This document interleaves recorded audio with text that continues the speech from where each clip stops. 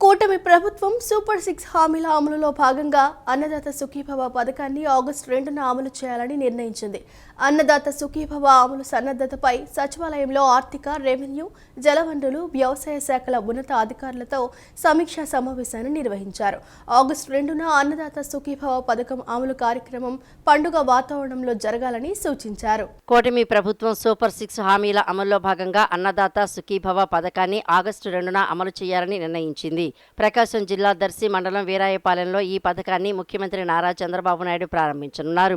దీంతో రాష్ట్రంలోని 46,85,836 మంది రైతులు లబ్ధి పొందనున్నారు.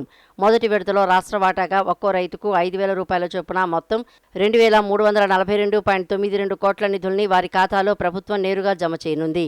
అన్నదాత సుఖీభవ అమలు సన్నద్ధతపై సచివాలయంలో ఆర్థిక, రెవెన్యూ, జలవనరులు, వ్యవసాయ శాఖల ఉన్నతాధికారులతో సమీక్షా సమావేశాన్ని నిర్వహించనున్నారు. వీడియో కాన్ఫరెన్స్ ద్వారా సమీక్షలో పాల్గొన్న జిల్లా కలెక్టర్లకు ముఖ్యమంత్రి పలు ఆదేశాలు జారీ చేశారు. అర్హులైన ప్రతి రైతుకు అన్నదాత సుఖీభవ అందాలని, రైతులకు చేయూతనివ్వడం భారం కాదు, బాధ్యతగా గుర్తుపెట్టుకోవాలని ముఖ్యమంత్రి సూచించారు. రైతులకు నిధులే కాదు, నీళ్లు ఇస్తున్నామని చెప్పారు.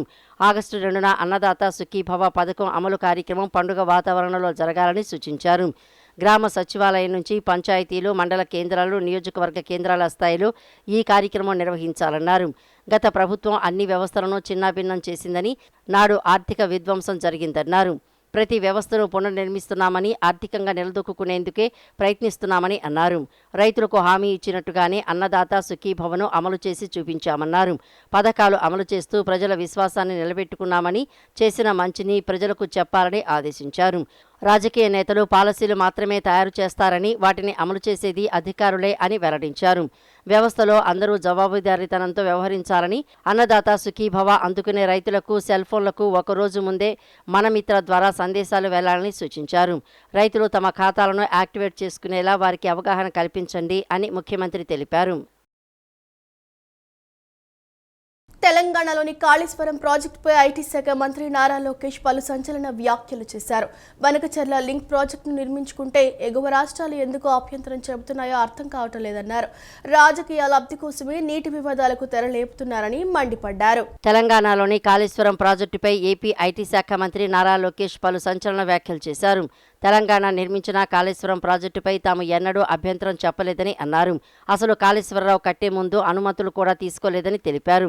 మిగులు జలాలు వాడుకునేందుకు దిగువ రాష్ట్రంలో పోలవరం, బనకచర్ల లింక్ ప్రాజెక్టును నిర్మించుకుంటే ఎగువ రాష్ట్రాలు ఎందుకు అభ్యంతరం చెబుతున్నాయో అర్థం కావడం లేదన్నారు. రాజకీయ లబ్ధి కోసమే నీటి వివాదాలకు తెరలేపుతున్నారని మండిపడ్డారు. రెండు రాష్ట్రాల మధ్య విభేదాలు సృష్టించేందుకే కొన్ని పార్టీలు పనిగట్టుకుని బనకచర్లపై వివాదాలు రేపుతున్నారని లోకేష్ ఫైర్ అయ్యారు. పోలవరం, బనకచర్ల కట్టి తీరుతామని, ఏపీ ప్రజల ప్రయోజనాల ముందు తమకు ఏవీ ఎక్కువ కాదని పేర్కొన్నారు. తెలంగాణ ఈరోజు ఇంత అభివృద్ధి చెందిందంటే దానికి కారణం తెలుగుదేశం పార్టీ. ఇప్పుడు పటేల్ పట్వారీ వ్యవస్థ రద్దు దగ్గర నుంచి నక్సలిజంతో పోరాటం కానివ్వండి, ఈరోజు తెలంగాణలో రోడ్లు కానివ్వండి, స్కూల్స్ కానివ్వండి, ఆసుపత్రులు కానివ్వండి, ఆనాడు తెలుగుదేశం పార్టీ అధికారంలో ఉన్నప్పుడు చేసిన అభివృద్ధి. ఈరోజు హైదరాబాద్ ఈ స్థాయికి వచ్చిందంటే ఒక విజన్తో, ఒక పట్టుదలతో మేము ఆనాడు పనిచేసాం కనుకనే వచ్చింది ఈరోజు ఈ స్థాయికి. అన్న ఎన్టీఆర్ ముఖ్యమంత్రి కాకుండా ముందల మత ఘర్షణలు ఎక్కువ ఉండేది. కర్ఫ్యూ పెట్టేవారు హైదరాబాద్లో. ఇక్కడ గుర్తుందో లేదో, సీనియర్లకి గుర్తుంటుంది. ఇక్కడ కర్ఫ్యూలు పెట్టేవారు. ఎప్పుడైతే అన్నగారు ముఖ్యమంత్రి అయ్యారో దానికి ఫుల్ స్టాప్ పడింది. అంటే ఒక శాంతియుత వాతావరణంలో హైదరాబాద్ వచ్చింది. అక్కడి నుంచి మన ప్రయాణం మొదలైంది. అంటే నక్సలిజంతో పోరాడడం, ఎంతోమంది నాయకులు మనం కోల్పోయాం నక్సలిజం కోసం. చంద్రబాబు నాయుడు గారిని ఆల్మోస్ట్ మనం పోగొట్టుకున్నాం నక్సలిజం కోసం. పోరాడం ఎవరి కోసం పోరాడం? రాష్ట్ర అభివృద్ధి, తెలంగాణ అభివృద్ధి కోసం. ఇప్పుడు ఆనాటి ప్రభుత్వం కాళేశ్వరం ప్రాజెక్ట్ కట్టినప్పుడు మనం ఏనాడు అడ్డుపడలేదే. ఎందుకంటే గోదావరి మిగులు జలాలు సముద్రంలోకి వెళ్తున్నాయి. సముద్రంలోకి వెళ్ళే బదులు మనం మిగులు జలాలు ఆపుకుని మన ప్రాంతాలు మనం లిఫ్ట్ చేస్తే ఏంటండి? ఇప్పుడు మనం ఏం చేస్తున్నాం? ఏ జలాలైతే తెలంగాణ ప్రాంతం దాటి ఆంధ్ర రాష్ట్రానికి వచ్చిన తర్వాత ఒక ప్రాజెక్ట్ నిర్మించుకుని ఆ నీళ్ళని మనం తీసుకెళ్తున్నాం రాయలసీమకి. అంటే తెలంగాణ దాటి వచ్చింది. రివర్స్లో ఎవడు నీళ్ళు తీసుకెళ్ళాలి కదా, తేలండి. ఇక్కడి నుంచి ఎక్కడికి వెళ్తుంది? సముద్రంలోకి వెళ్తుంది స్వామి ఆ నీళ్ళు. అది తీసుకెళ్తే ఎందుకండి వాళ్ళు అంత ఇబ్బంది పడుతున్నారు? నాకు అదే ఆశ్చర్యంగా ఉంది. ఎందుకు ఇబ్బంది పడుతున్నారు? మళ్ళీ అట్లయితే మీరు కాళేశ్వరం ప్రాజెక్ట్ ఎందుకు కట్టారు? రెగ్యులేటరీ కమిటీ అప్రూవల్ ఉందా మీకు? అరే మిగులు జలాల్ని మన సముద్రంలోకి పోయే జలాల్ని మేము లిఫ్ట్ చేసి మేము పెట్టుకున్నాం అంటే కావాలని ప్రాంతీయ విద్వేషాలు రెచ్చగొట్టి తెలుగు వాళ్ళ మధ్య చిచ్చు పెట్టడానికి ప్రయత్నిస్తున్నారు. This nothing but that. తీర్థయాత్రలు, చైత్రయాత్రలు, విజయయాత్రలు, దండయాత్రలు, ఓదార్పు యాత్రలు చూసేశాం. ఇప్పుడు జగన్ జైలు యాత్రలు చూస్తున్నామంటూ హోంమంత్రి వంగలపూడి అనిత ఎద్దేవా చేశారు. సీఎం చంద్రబాబు కష్టపడి దేశాలు పట్టుకు తిరుగుతుంటే జగన్ బాధ్యతారహితంగా ప్రవర్తిస్తున్నారని మండిపడ్డారు. మహిళలపై నీచంగా మాట్లాడిన వ్యక్తిని జగన్ పరామర్శించడం జుగుప్సాకరమని దుయ్యబట్టారు. వైసీపీ మాజీ ఎమ్మెల్యే ప్రసన్నకుమార్ రెడ్డి ఇంటిపై దాడి చేసిన వారిపై చర్యలు తీసుకుంటున్నామని ఏపీ హోంమంత్రి వంగలపూడి అనిత తెలిపారు. తమ తల్లి చెల్లి గురించి భయపెట్టే వ్యాఖ్యలు చేసిన వైసీపీ అధినేత జగన్మోహన్ రెడ్డి స్పందించలేదని అన్నారు. ఈ సందర్భంగా అనిత మీడియాతో మాట్లాడుతూ ప్రసన్నకుమార్ వ్యాఖ్యలను కోర్టులో సైతం తప్పుపట్టాయని చెప్పారు. ప్రసన్నకుమార్ రెడ్డి వ్యాఖ్యలను జగన్ సమర్థిస్తున్నారా అని, పరామర్శకు వెళ్లారా, బల ప్రదర్శనకు వెళ్లారా అని ప్రశ్నించారు. ఎక్కడికి వెళ్లినా బల ప్రదర్శనే చేస్తున్నారని, వైసీపీ హయాంలో మహిళలపై భయాన్ని కలిగించే మాటలు చేస్తే జగన్ స్పందించలేదని విమర్శించారు. అధికారం పోయినా జగన్ అదే ధోరణిలో ఉన్నారని, పరామర్శల పేరుతో నీచ రాజకీయాలు చేస్తున్నారని అనిత దుయ్యబట్టారు. తీర్థయాత్రలు, జైత్రయాత్రలు, విజయయాత్రలు, దండయాత్రలు, ఓదార్పు యాత్రలు చూసేశాం. ఇప్పుడు జగన్ జైలు యాత్రలు చూస్తున్నామంటూ హోంమంత్రి ఎద్దేవా చేశారు. సీఎం చంద్రబాబు కష్టపడి దేశాలు పట్టుకు తిరుగుతూ ఉంటే జగన్ బాధ్యతారహితంగా ప్రవర్తిస్తున్నారని మండిపడ్డారు. మహిళలపై నీచంగా మాట్లాడిన వ్యక్తిని జగన్ పరామర్శించడం జుగుప్సాకరమని దుయ్యబట్టారు. తీర్థయాత్రలు చూస్తాం, జైత్రయాత్రలు చూసాం, విజయయాత్రలు చూసాం, దండయాత్రలు చూసాం, ఓదార్పుల యాత్రలు కూడా చూసేసాం. ఆఖరికి ఇప్పుడు జగన్మోహన్ రెడ్డి గారి తాలూకా జైలు యాత్రలు కూడా మనం చూసే పరిస్థితి ఈరోజు కనిపిస్తూ ఉంది. ఒక పక్క నుంచి గౌరవ ముఖ్యమంత్రి గారు చంద్రబాబు నాయుడు గారు క్షణం తీరిక లేకుండా రాష్ట్ర అభివృద్ధి గురించి అహర్నిశలు కష్టపడమే కాకుండా సింగపూర్ లాంటి దేశాలకు వెళ్ళి అక్కడి నుంచి పెట్టుబడులు రప్పించుకోవటానికి 4-5 రోజులు సుమారుగా 30-40 మీటింగులు కూడా ఏర్పాటు చేసుకొని ఆయన అహర్నిశలు శ్రమిస్తూ ఉంటే, ఈరోజు జగన్మోహన్ రెడ్డి కనీసం ప్రతిపక్ష హోదా లేకపోయినా ఒక ప్రతిపక్ష నాయకుడిగా ఉన్నప్పటికీ కూడా బాధ్యతారహితంగా ఈరోజు సబ్ జైలు చుట్టూ తిరగటం, ఖైదీల్ని పరామర్శించడం, హత్యలు చేసిన వాళ్ళని పరామర్శించటం, లేకపోతే ఈ గాంజా బ్యాచ్ని పరామర్శించటం, లేకపోతే పొగాకు రైతుల్ని మేము పరామర్శిస్తున్నానని చెప్పి పొగాకుని తొక్కి పారేయటం, మామిడి పళ్ళు రైతులను పరామర్శిస్తున్నానని చెప్పి వెళ్ళి ఆ మామిడి పళ్ళని కారులతో తొక్కించటం, ఇలాంటి సందర్భాలన్నీ చూస్తూ ఉంటే ఒక్కొక్కసారి జగన్మోహన్ రెడ్డి తాలూకా మానసిక పరిస్థితి గురించి కూడా ప్రజల్లో కూడా ఒక చర్చ జరగాలి అన్నదైతే వాస్తవంగా కనిపిస్తూ ఉంది. ఎందుకంటే ఇప్పుడు మనం చూసేసరికి సాధారణంగా అండి, పబ్లిక్లో ఎవరైనా మహిళల మీద నీచంగా మాట్లాడిన నేతలపై అతను ముఖ్యమంత్రిగా ఉండేటప్పుడు ఏ రోజు కూడా చర్యలు తీసుకోలేదు. పైగా అతను కూడా వెకిలిగా నవ్వే పరిస్థితులు కూడా కనిపించినాయి. సాక్షాత్తు అసెంబ్లీ సాక్షిగా నారా భువనమ్మని గురించి నోటికొచ్చినట్టు మాట్లాడినప్పుడు కానీ, ఇతర మహిళల గురించి నోటికొచ్చినప్పుడు మాట్లాడినప్పుడు కానీ ఎక్కడా కూడా ఇది ఎందుకు మాట్లాడారు అన్నది ఖండించపోవడం, పైగా వాడిని ప్రోత్సహించే పరిస్థితుల్లో ఆ రోజు ఉన్నాడు. ఈరోజు ప్రతిపక్షంలోకి వచ్చిన తర్వాత కూడా ఈరోజు కూడా అదే ధోరణి కొనసాగించడం అన్నది చూస్తూ ఉంటే నిజంగా చాలా బాధ అనిపిస్తూ ఉంది. దీంట్లో ఈ వైసీపీ పార్టీ వాళ్ళకి మహిళల మీద ఒక చులకన భావానికి ఇది ఒక నిదర్శనంగా మనం భావించే పరిస్థితులు అయితే కనిపిస్తున్నాయి. ఎస్పెషల్లీ మనం చూసుకుంటేనండి, ఈరోజు పబ్లిక్లో మీ అందరూ కూడా చూశారు, ఈరోజు జగన్మోహన్ రెడ్డి తాలూకా యాత్రను కూడా చూశారు. అంటే ఒక ప్రజాస్వామ్యంలో ఉన్నాడు, 5 సంవత్సరాలు ముఖ్యమంత్రి చేశాడు. అదేవిధంగా 5 సంవత్సరాలు ముఖ్యమంత్రి కాకుండా ఇంతకుముందు 20 సంవత్సరాల నుంచి రాజకీయాల్లో ఉన్నాడు. అటువంటి ఒక నాయకుడు వరుసకి చెల్లి అయ్యే ఒక మహిళ గురించి నీచంగా వ్యక్తిత్వ హననం చేసేటట్టుగా, కనీసం సమాజం హర్షించకుండా ఉండేటట్టుగా అలాంటి మాటలు మాట్లాడినప్పుడు అలాంటి వ్యక్తిని పరామర్శించడానికి జగన్మోహన్ రెడ్డి వెళ్ళాడు అంటేనే నిజంగా చాలా జుగుప్సాకరంగా ఉందండి. ఎందుకంటే మాట చెప్తున్నా అంటే నీకు ఆ నేత మీద నీకు ఒక టైప్ ఆఫ్ అభిమానం ఉండొచ్చు, లేదు మీ నేత అని చెప్పి ఒక అండదండలుగా ఉండాలి అని అనుకోవచ్చు. కానీ నువ్వు బయటకు వచ్చి ఎవరిని పరామర్శిస్తున్నావు అన్న సంగతి ప్రజలు కూడా గమనిస్తున్నారన్నది మినిమం కామన్ సెన్స్ లేకుండా ఈరోజు జగన్మోహన్ రెడ్డి బిహేవ్ చేయటం. ట్రాఫిక్ కంట్రోల్, నేరాల నివారణలో విజయవాడ పోలీసులు చేస్తున్న పనితీరు ప్రశంసనీయమని డీజీపీ హరీష్ కుమార్ గుప్తా పేర్కొన్నారు. డ్రోన్ల వినియోగంలో విజయవాడ కమిషనరేట్ రాష్ట్రంలో అగ్రస్థానంలో ఉందని డీజీపీ తెలిపారు. సీసీ కెమెరాలు, డ్రోన్ల వినియోగంతో నేరాల సంఖ్య క్రమంగా తగ్గుతోందన్నారు. టెక్నాలజీ ఆధారిత ట్రాఫిక్ పోలీసింగ్ను మరింత సమర్థవంతంగా చేసేందుకు ఎన్టీఆర్ జిల్లా పోలీసులు కొత్త కార్యాచరణ చేపట్టారు. ఈ కార్యక్రమంలో డీజీపీ హరీష్ కుమార్ గుప్తా పాల్గొని ట్రాఫిక్ సిబ్బందికి ఆధునిక సాంకేతిక పరికరాలు అందజేశారు. 40 ట్రాఫిక్ పెట్రోలింగ్ బైకులు, డ్రోన్లు, బ్యాటరీలు, ఇతర పరికరాలు సిబ్బందికి స్వయంగా అందజేశారు.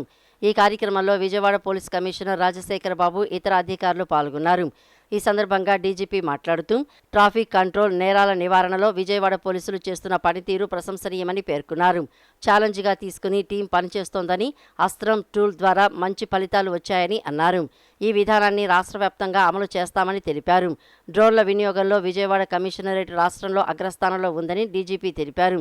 సీసీ కెమెరాలు, డ్రోన్ల వినియోగంతో నేరాల సంఖ్య క్రమంగా తగ్గుతోందన్నారు. ట్రాఫిక్ డ్యూటీ చాలా కఠినమైందని, ఉదయం నుంచి రాత్రి వరకు వర్షం, ఎండ లెక్క చేయకుండా విధులు నిర్వహిస్తున్నారని అన్నారు. ఈ విధానం ప్రజలకు మెరుగైన సేవలు అందించడంలో తాము ముందుంటామని హరీష్ కుమార్ గుప్తా వెల్లడించారు. Vijayawada city, the initiatives which are being taken in Vijayawada city for last 1 year or more are exemplary in the state itself. It's number one. The challenges are too many in Vijayawada, being a very congested place in the sense the width of the roads is not commensurate with the kind of traffic it's facing. With about, I think maybe 8 lakhs or 8 or more lakh vehicles per day moving in the city, in such a small city, is a big challenge. But I must appreciate the kind of initiatives, the technology which is being used. So that has really helped. In fact, your Astram tool we have used in Yogandhra program, and it was a highly successful operation. And because of that, we were able to manage such a large program with about 4 to 5 lakh people in a stretch of 26 kilometers. So it was an Astram tool is a beautiful tool. In fact, we want to extend it to all over the state. రాష్ట్ర పురపాలక మరియు పట్టణాభివృద్ధి శాఖ మంత్రి Ponguru Narayana Singapore పర్యటన కొనసాగుతుంది. Singapore ప్రభుత్వం అనుసరిస్తున్న పలు విధానాలను అమరావతి కోసం ఉపయోగించుకునే ఆలోచనలో ఉంది. సింగపూర్లో ఘన వ్యర్థాల నిర్వహణ కోసం అక్కడి ప్రభుత్వం తీసుకున్న చర్యలను అధికారులు మంత్రి నారాయణకు వివరించారు. చెత్త తరలింపునకు వినియోగిస్తున్న వాహనాలను మంత్రి పరిశీలించారు. రాష్ట్ర పురపాలక మరియు పట్టణాభివృద్ధి శాఖ మంత్రి పొంగూరు నారాయణ సింగపూర్ పర్యటన కొనసాగుతుంది. అమరావతి నిర్మాణానికి సంబంధించిన పలు అంశాలపై మంత్రి నారాయణ అధ్యయనం చేస్తున్నారు. సింగపూర్ తరహా స్మార్ట్ సిటీగా అమరావతిని నిర్మించాలని ప్రభుత్వం గతంలోనే నిర్ణయించింది. దీనికోసం సింగపూర్ ప్రభుత్వం అనుసరిస్తున్న పలు విధానాలను అమరావతి కోసం ఉపయోగించుకునే ఆలోచనలో ఉంది. అమరావతి నిర్మాణంలో కీలక పాత్ర వహిస్తున్న మంత్రి నారాయణ రాజధానిని ప్రపంచంలో అత్యుత్తమ నగరంగా తీర్చిదిద్దేలా సింగపూర్లోని బెస్ట్ ప్రాక్టీసెస్ను అధ్యయనం చేస్తున్నారు. గురువారం సింగపూర్లో పలు ప్రాంతాల్లో విస్తృతంగా పర్యటించారు. సిఆర్డీఏ కమిషనర్ కన్నాబాబుతో కలిసి పలు అంశాలపై అధ్యయనం చేశారు. సింగపూర్లో వేస్ట్ మేనేజ్మెంట్పై అధ్యయనం చేశారు. సింగపూర్లో ఘన వ్యర్థాల నిర్వహణ కోసం అక్కడి ప్రభుత్వం తీసుకున్న చర్యలను అధికారులు మంత్రి నారాయణకు వివరించారు. చెత్త తరలింపునకు వినియోగిస్తున్న వాహనాలను మంత్రి పరిశీలించారు. ఆధునిక టెక్నాలజీతో చెత్తను సేకరించి వేస్ట్ టు ఎనర్జీ ప్లాంట్లకు తరలిస్తున్న విధానాన్ని మంత్రి నారాయణ పరిశీలించారు. ఆ తర్వాత సింగపూర్ ల్యాండ్ ట్రాన్స్పోర్ట్ అథారిటీ ప్రతినిధులతో సమావేశమయ్యారు. సమావేశమైన మంత్రి నారాయణ సింగపూర్లో ఉపరితల రవాణా సౌకర్యాలు, మౌలిక వసతుల కల్పన, రోడ్ల నిర్మాణం వంటివి ఈ అథారిటీ పర్యవేక్షణలో ఉంటాయి. ప్రజా రవాణా వ్యవస్థ, వాకింగ్ ట్రాకులు, సైక్లింగ్ ట్రాక్ల నిర్మాణం కూడా ఈ అథారిటీ పరిధిలోనే ఉంటాయి. ప్రస్తుతం సింగపూర్లో ఉన్న రవాణా వ్యవస్థ గురించి అక్కడి అధికారులు మంత్రి నారాయణకు వివరించారు. అమరావతిలో కూడా సింగపూర్ తరహాలో రోడ్ల నిర్మాణం, వాకింగ్, సైక్లింగ్ ట్రాక్లు నిర్మించనుంది ప్రభుత్వం. ఆయా నిర్మాణాలకు సంబంధించి పలు వివరాలను అడిగి తెలుసుకున్నారు మంత్రి. నిన్న సాయంత్రం మంత్రి నారాయణ సింగపూర్లోని గార్డెన్స్ బై ది బేను సందర్శించారు. సింగపూర్లో ఉన్న అతిపెద్ద వర్టికల్ గార్డెన్ ఇది. ప్రపంచవ్యాప్తంగా ఉన్న అనేక రకాల మొక్కలతో ఈ గార్డెన్ ఉంటుంది. క్లౌడ్ ఫారెస్ట్ ఫ్లవర్ డోమ్లతో ఎంతో అందంగా ఆకర్షణీయంగా సింగపూర్కే తలమానికంగా ఈ గార్డెన్స్ బై ది బే ఉంటుంది. అమరావతిలో బ్యూటిఫికేషన్కు అత్యంత ప్రాధాన్యత ఇస్తున్నారు సీఎం చంద్రబాబు. అమరావతి బ్యూటిఫికేషన్లో సింగపూర్ వర్టికల్ గార్డెన్ను కూడా పరిగణలోకి తీసుకోవాలని మంత్రి నారాయణ నిర్ణయించారు. శుక్రవారం కూడా సింగపూర్లోనే పర్యటించనున్నారు మంత్రి. రాత్రికి సింగపూర్ నుంచి మలేషియా వెళ్లనున్నారు. సర్వేపల్లి ఎమ్మెల్యే మాజీ మంత్రి సోమిరెడ్డి చంద్రమోహన్ రెడ్డి మాజీ ముఖ్యమంత్రి జగన్మోహన్ రెడ్డిపై తీవ్ర విమర్శలు చేశారు. వైసీపీ హయాంలో జరిగిన అక్రమాలు, లిక్కర్ స్కామ్, మైనింగ్ దోపిడీ వంటి విషయాలపై ప్రజలకు నిజాలు తెలియాల్సి ఉందన్నారు. ఈరోజు సాయంత్రం నెల్లూరులో ప్రజల ముందు అన్ని ఆధారాలతో సహా జగన్ పాలనలో జరిగిన తప్పులను వీడియో రూపంలో ప్రదర్శించనున్నట్లు వెల్లడించారు. జగన్ రెడ్డి మాటల్లో నిజం లేదని, ఆయన చేసిన తప్పులకు బదులు చెప్పాల్సిన సమయం వచ్చిందని సోమిరెడ్డి స్పష్టం చేశారు. సర్వేపల్లి శాసనసభ్యుడు మాజీ మంత్రి సోమిరెడ్డి చంద్రమోహన్ రెడ్డి మాజీ ముఖ్యమంత్రి వైఎస్ జగన్మోహన్ రెడ్డిపై తీవ్ర విమర్శలు చేశారు. వైసీపీ హయాంలో జరిగిన అక్రమాలను ప్రజలకు తెలియజేయడానికి ఆగస్టు 1వ తేదీ సాయంత్రం 5 గంటలకు నెల్లూరు నర్తకీ సెంటర్లో వీడియోల ద్వారా ప్రజలకు వివరించనున్నట్లు ప్రకటించారు. ఈ సందర్భంగా సోమిరెడ్డి మీడియాతో మాట్లాడుతూ రుస్తు మైన్లో జరిగిన అక్రమ మైనింగ్పై అధికారుల నివేదికలు ఉన్నప్పటికీ వాటిని జగన్ ప్రభుత్వం దాచిపెట్టిందని తెలిపారు. 2024 జనవరిలో మైనింగ్ డిపార్ట్మెంట్ డీడీ శ్రీనివాస్ అందించిన నివేదికలో అక్రమంగా క్వార్ట్జ్ తవ్వకాలు జరిగాయని స్పష్టంగా ఉన్నప్పటికీ వీఆర్ఓ నివేదికను చూపించి తప్పు లేదని చెప్పడం ప్రజలను తప్పుదారి పట్టించడమేనని తెలిపారు. అలాగే జగన్ హయాంలో లిక్కర్ స్కామ్ పేరుతో 3,700 కోట్ల స్కామ్ జరిగిందని, ఈ మద్యం వల్ల 30,000 మంది ప్రాణాలు కోల్పోయారని ఆరోపించారు. దీనికి సంబంధించిన నిందితుల్లో పలువురు జైల్లో ఉన్నారని, ఇది రాష్ట్ర చరిత్రలోనే పెద్ద నేరమని వ్యాఖ్యానించారు. జగన్ రెడ్డి పాలనలో ప్రతిపక్ష నాయకులపై తప్పుడు కేసులు బనాయించారని విమర్శలు గుప్పించారు. చంద్రబాబు, అచ్చెన్నాయుడు, జేసీ ప్రభాకర్ రెడ్డి, ధూళిపాల నరేంద్ర ఇలా అనేక మందిపై అక్రమ కేసులు పెట్టి వేధించారని తెలిపారు. వైసీపీ నేత కాకాని గోవర్ధన్ రెడ్డి అక్రమాలకు సంబంధించిన ఆధారాలను ప్రజల ముందు ఉంచేందుకు నెల్లూరు కేంద్రంగా ప్రచారం ప్రారంభించనున్నట్లు సోమిరెడ్డి తెలిపారు. ప్రజలు నిజాన్ని తెలుసుకోవాల్సిన అవసరం ఉందని, జగన్ చేసిన తప్పులను ప్రదర్శించాల్సిన సమయం వచ్చిందని పేర్కొన్నారు. నువ్వు చేసేది వైలేషన్, చట్టానికి వ్యతిరేకంగా రెచ్చగొడుతుండవు. నీ మాజీ మంత్రి ఒక ఆయన చెప్పాడు, నేను రాత్రి కనుసైగ చేస్తే వేసేమన్నా, ఉదయాన్నే పోయి పరామర్శించమన్నా, దానికేందో పెద్ద రాద్ధాంతం చేస్తున్నారు. ఏం పొగులే వేసేయమంటాం? ఏందే మనుషులా? నీ వెనకుండే వాళ్ళు మనుషులా? మనిషి జన్మలా? మనుషులు 3 ప్రాణాలు పోతే కనీసం మీకేమి లేదా హృదయం? నీ టూర్లో 3 ప్రాణాలు పోయినాయి. ఈరోజు ఎందుకు పోలీసు ఎక్స్ట్రా కేర్ తీసుకుంటున్నారు? నీవు నీ వెనక బ్యాచ్, రప్ప బ్యాచ్ కంట్రోల్ చేసేదానికి, ప్రజల ప్రాణాలు కాపాడేదానికి. నిన్ను బంగాళాఖాతంలో చంద్రబాబు బావిలో దూకి చావాలన్నావు కదా, నువ్వేం చెప్పావు? వై నాట్ 175 అన్నావు, ఇంక్లూడింగ్ కుప్పం అన్నావు. 11 ఇచ్చారు. బంగాళాఖాతంలో దూకి చావకూడదా? బంగాళాఖాతంలో దూకి చావకూడదా? ఎవరు చావాలా? ప్రతిపక్ష హోదా రాని వాళ్ళు ఇన్ని కూతలు కూస్తుంటే, అది కూడా నువ్వు ఒక్క ఛాన్స్ అంటే ఏదో ఇచ్చారు. అయినా మా ప్రతిపక్ష హోదా అయితే ఉండింది కదా, నీకు అది కూడా లేదు కదా, ఎవరు దూకి చావాలా? స్వర్ణాంధ్ర P4 కార్యక్రమాన్ని విజయవంతంగా అమలు చేయాలంటే మార్గదర్శకుల ఎంపికలో పూర్తి పారదర్శకత ఉండాలని ప్రభుత్వ ప్రధాన కార్యదర్శి కె విజయానంద్ జిల్లా కలెక్టర్లకు సూచించారు. ఎటువంటి వివాదాలు, విమర్శలకు అవకాశం ఇవ్వకుండా స్వచ్ఛందంగా ముందుకు వచ్చే మార్గదర్శులకే బంగారు కుటుంబాలను దత్తత ఇవ్వాలని సూచించారు. అన్ని జిల్లాల కలెక్టర్లతో ప్రభుత్వ ప్రధాన కార్యదర్శి కె విజయానంద్ వీడియో కాన్ఫరెన్స్ నిర్వహించారు. ఈ సందర్భంగా P4 ఫౌండేషన్, జలవనరుల మరమ్మత్తు, పునరుద్ధరణ, green hydrogen hub, Annadata Sukhibhava వంటి అంశాలపై సమీక్షించారు. సమాజంలో మంచి స్థానంలో ఉన్నవారు మార్గదర్శకులుగా ముందుకు వచ్చేలా మోటివేట్ చేయాలన్నారు. ఆగస్టు 16న కార్యక్రమాన్ని ప్రారంభించే ఉద్దేశంతో ఉన్న ప్రభుత్వం ఆగస్టు 15 కల్లా లక్ష్యాలను సాధించాలని సూచించింది. ఇక రాష్ట్రంలోని జలవనరుల అభివృద్ధికి RRR పథకం కింద కేంద్ర, రాష్ట్ర ప్రభుత్వాలు కలిసి నిధులు ఖర్చు చేయనున్నట్లు తెలిపారు. ఇప్పటికే పైలట్ ప్రాజెక్టు విజయవంతమైందని, ఇప్పుడు రాష్ట్ర వ్యాప్తంగా అమలు చేయాలని చెప్పారు.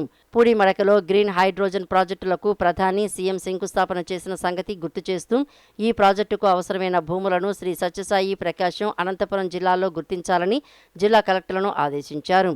అన్నదాత సుఖీభవ అమలు విషయంలో కలెక్టర్లు అడిగిన ప్రశ్నలకు సమాధానం ఇచ్చారు. కూటమి ప్రభుత్వం పాఠశాలలో చదువుకునే విద్యార్థులకు ఎటువంటి భోజనం అందజేస్తుందని తెలుసుకునేందుకు ఎస్సీ, ఎస్టీ, బీసీ హాస్టల్స్ మరియు పాఠశాలల బాట పట్టామని వైఎస్ఆర్సీపీ విద్యార్థి విభాగం ఎన్టీఆర్ జిల్లా అధ్యక్షులు సాయి తెలిపారు. విద్యార్థులకు నాణ్యమైన భోజనం అందించేలా ప్రభుత్వం చర్యలు తీసుకోవాలన్నారు. విజయవాడ తూర్పు నియోజకవర్గంలోని పటమట జిల్లా పరిషత్ పాఠశాలలో చదువుతున్న విద్యార్థులకు మధ్యాహ్న భోజన పథకంలో నాణ్యమైన ఆహారాన్ని అందించడం లేదని వచ్చిన ఆరోపణల మేరకు వైఎస్ఆర్సీపీ విద్యార్థి విభాగం నాయకులు స్కూల్ వద్దకు చేరుకున్నారు. ఉపాధ్యాయులు, పోలీసులు అనుమతి నిరాకరించడంతో బయటే మీడియాతో మాట్లాడారు. తూర్పు నియోజకవర్గ శాసనసభ్యులు గత 15 ఏళ్ల నుండి ఎమ్మెల్యేగా ఉన్నారని, కానీ సమస్యలను పట్టించుకోవడం లేదని అన్నారు. ప్రభుత్వ పాఠశాలల్లో చదువుతున్న విద్యార్థులకు నాణ్యమైన భోజనం, వసతులను అందించడంలో వైఫల్యం చెందారని ఆవేదన వ్యక్తం చేశారు.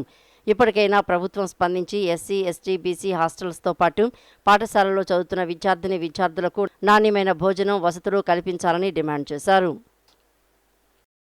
ఏదైతే మాకు వచ్చిన కంప్లైంట్లకి మేము లోపలికి వెళ్తుంటే కనీసం పోలీసు వారును హెచ్ఎం గారు కూడా కనీసం ప్రోత్సహించట్లేదు. కనీసం లోపలికి కూడా పర్మిషన్ ఇవ్వట్లేదు. పిల్లల ఫుడ్ చెకింగ్ కూడా మాకు ఇవ్వట్లేదు, పర్మిషన్స్ ఇవ్వట్లేదు. కనీసం ఇప్పుడు మేము ఫుడ్ చెక్ చేయడానికి బియ్యం ఎలా ఉన్నాయి, కందిపప్పు ఎలా ఉన్నాయి, గుడ్లు ఎలా ఇస్తున్నారు అనేస్తున్నారో కూడా మాకు పర్మిషన్స్ ఇవ్వట్లేదు. ఏదైతే ఇక్కడ 10 సంవత్సరాల నుంచి ఒక ఎమ్మెల్యే గారు ఉన్నారు, ఆ ఎమ్మెల్యే గారు కనీసం ఒక్కరోజన్నా వచ్చి ఇక్కడ ఈ కాలేజీలో భోజనం చేశారా అని అడుగుతున్నాం. స్కూల్లో కానీ కాలేజీలో కానీ భోజనం చేశారా అని అడుగుతున్నాం. మా అవినాష్ గారు నిరంతరం ప్రజల్లో ఉండి ఇదే కాలేజీకి ఎన్నిసార్లు వచ్చి భోజనం చేసి వెళ్ళారు అనేది మేము చెప్తాం. స్కూల్ కానీ కాలేజ్ కానీ ఇప్పుడు ఇంటర్ ఉంది, కాలేజీలో 10th క్లాస్ ఉంది. అందరి పిల్లలతో వచ్చి మా అవినాష్ గారు మమేకం అయ్యి చాలాసార్లు వచ్చి మాట్లాడి వెళ్ళారు. కనీసం పోలీసు వారు కూడా మమ్మల్ని లోపలికి అలౌ చేయట్లేదు. ఇది మరీ కూటమి ప్రభుత్వం ఇది మమ్మల్ని స్టూడెంట్స్ ఆర్గనైజేషన్ని మరీ తొక్కేయాలని చూసి పట్లంకలో ఉన్న గర్ల్స్ హై స్కూలులో మరి జిల్లా స్టూడెంట్ అధ్యక్షులైనటువంటి కోమల్ సాయి గారికి కొంతమంది విద్యార్థులు ఫిర్యాదుతో మాకు కొంచెం బియ్యంలో ఫుడ్ పాయిజన్ లాగా అయ్యి కొంచెం వాంతులు అవుతున్నాయని సమాచారం రావడంతో వారితో వచ్చి పరిశీలించడానికి స్కూల్ దగ్గర రావడం జరిగింది. కానీ ఇక్కడ ప్రస్తుతం ఉన్న హెచ్ఎం గారు కానీ వారు కానీ కొంచెం మమ్మల్ని అలౌ చేయనీయకుండా కొంచెం అసలు తనిఖీ చేయకుండా కొంచెం ఆపడం జరిగింది. మరి జగన్మోహన్ రెడ్డి గారు పిల్లలకు ఓటు హక్కు లేకపోయినా మంచి స్కూల్ బ్యాగులు ఇచ్చి మంచి షూ ఇచ్చి మంచి నాడు నేడు ద్వారా స్కూల్ డెవలప్ చేసి పేద పిల్లలకి ఏ విధంగా ఉపయోగపడాలో ఆ విధంగా ఉపయోగపడితే మరి ఈరోజు కూటమి ప్రభుత్వం పిల్లలకు ఓటు హక్కు లేవు, వాళ్ళ ఓట్లు మనకు పడవనే ఒకే ఒక కారణంతో చిన్న చూపు, నిర్లక్ష్య ధోరణి మరి అవలంబిస్తున్నారు. మరి రాష్ట్ర ప్రభుత్వం జూలై 1, 2023 నుంచి అమల్లోకి రానున్న 12వ పే రివిజన్ కమిషన్ను వెంటనే నియమించాలని యూటీఎఫ్ మాజీ కార్యదర్శి గొంటి గిరిధర్ డిమాండ్ చేశారు. బీఆర్సీ అమలుకు ముందు 30% ఇంటీరియం రిలీఫ్ ఇవ్వాలని, పెండింగ్లో ఉన్న 3 డిఏలను చెల్లించాలని కోరారు. గత పీఆర్సీ బకాయిలు, పెన్షనర్ల చెల్లింపులు, ఏపీజీఎల్ఐ, పీఎఫ్, సరెండర్ లీవ్ బకాయిలను క్లియర్ చేయాలని అన్నారు. సిపిఎస్ రద్దు చేసి పాత పెన్షన్ విధానాన్ని అమలు చేయాలని, 2003 డిఎస్సి ఉపాధ్యాయులకు కేంద్ర మెమో 57 ప్రకారం పాత పెన్షన్ వర్తించాలన్నారు. తెలుగు మాధ్యమాన్ని కొనసాగించాలని, ఉపాధ్యాయుల కేడర్ సమస్యలు పరిష్కరించి జీతాలు సకాలంలో చెల్లించాలని డిమాండ్ చేశారు. విద్యా ఆర్థిక సమస్యల పరిష్కారానికి ఆగస్టు 2న జిల్లా కలెక్టర్ కార్యాలయం వద్ద నిరసనలు నిర్వహించనున్నట్లు తెలిపారు. ఉద్యోగులు, ఉపాధ్యాయులు, కార్మికులు పెన్షన్లకు సంబంధించిన 12వ పీఆర్సీ 2023 జూలై 1 నుండి అమలు కావాల్సిన పరిస్థితి ఉంది.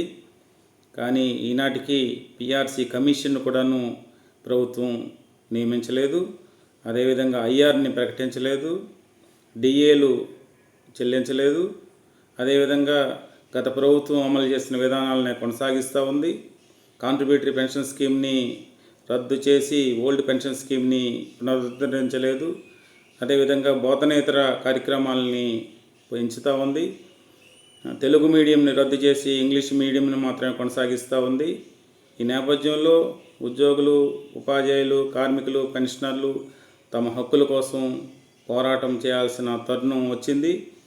వెంటనే రాష్ట్ర ప్రభుత్వం 12వ పీఆర్సీ కమిషన్ని నియమించాలని, 30% ఐఆర్ని ప్రకటించాలని, పెండింగ్లో ఉండే డిఏల్ని వెంటనే విడుదల చేయాలని, తెలుగు మీడియంని పునరుద్ధరించాలని, బోధనేతర కార్యక్రమాలని దూరం చేయాలని, అదేవిధంగా కాంట్రిబ్యూటరీ పెన్షన్ స్కీమ్ని రద్దు చేసి ఓపీఎస్ని పునరుద్ధరించాలని చెప్పేసి డిమాండ్ చేస్తూ ఉన్నాం.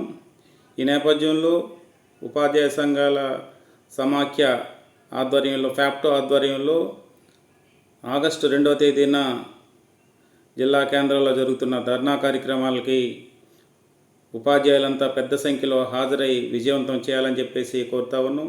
భవిష్యత్తులో జరిగే పోరాటాల్లో ఉద్యోగులు, ఉపాధ్యాయులు, కార్మికులు, పెన్షనర్లంతా కలిసి ఉద్యమ బాటన ఉండి మన సమస్యలు పరిష్కారం చేసుకోవడంతో పాటు మనం సాధించుకున్న ప్రయోజనాలను కాపాడుకోవాలని చెప్పేసి సందర్భంగా విజ్ఞప్తి చేస్తూ ఉన్నాం. ఎగువన నాగార్జున సాగర్ నుంచి వస్తున్న వరదతో పులిచింతల ప్రాజెక్టు నిండు కుండలా మారింది. భారీగా వరద వస్తుండటంతో ప్రకాశం బ్యారేజీ 70 గేట్లను ఎత్తి సముద్రంలోకి నీటిని విడుదల చేస్తున్నారు. నదీ తీరాల గ్రామాల ప్రజలను అప్రమత్తం చేశారు. ప్రస్తుతం ప్రకాశం బ్యారేజీ వద్ద ఇన్ఫ్లో అవుట్ఫ్లో 94,679 క్యూసెక్లు ఉందని, ఇది 3 లక్షల క్యూసెక్లకు చేరే అవకాశం ఉందని అధికారులు తెలిపారు. ఎగువన నాగార్జున సాగర్ నుంచి వస్తున్న వరదతో పులిచింతల ప్రాజెక్టు నిండు కొండలా మారింది. 41.58 టీఎంసీల నీరు చేరడంతో 12 గేట్లను 3 అడుగుల మేరకు ఎత్తి వచ్చిన నీటిని వచ్చినట్లు దిగువన ఉన్న ప్రకాశం బ్యారేజీకి విడుదల చేస్తున్నారు. ప్రస్తుతం ఇన్ఫ్లో అవుట్ఫ్లో 3,01,167 క్యూసెక్కులు ఉంది. గంటకు సాగర్ నుంచి ప్రవాహం పెరుగుతోందని పులిచింతల ప్రాజెక్టు డిఈ వెంకట్ తెలిపారు.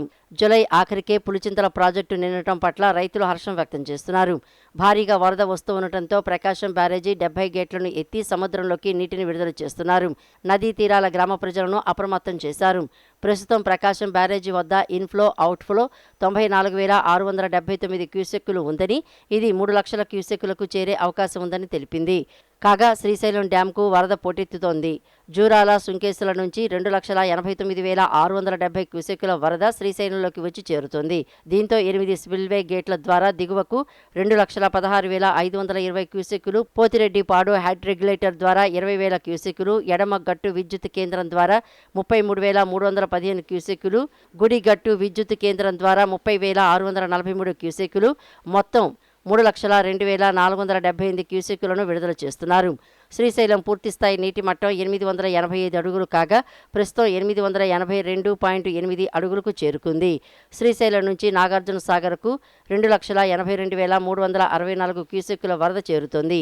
26 గేట్ల ద్వారా 2,65,816 క్యూసెక్కుల నీటిని దిగువకు విడుదల చేస్తున్నారు. ఈ వార్తలు ఇంతటితో సమాప్తం. నమస్కారం.